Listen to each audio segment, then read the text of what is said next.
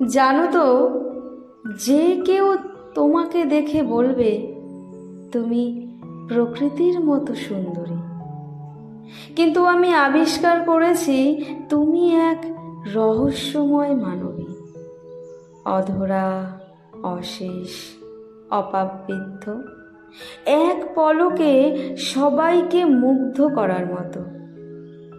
তবে আমি সবার হতে দিতে চাই না।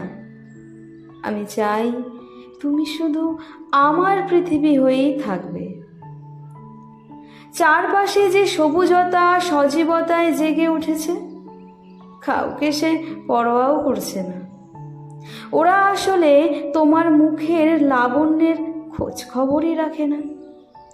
ওই সবুজতার চোখ চেয়ে থাকুক তোমার শরীরের লাবণ্য প্রভায়, উপলব্ধি করুক মানবীয় সজীবতার দিক দিগন্ত। তুমি হাসলে আকাশের তারারা সেজে যায়।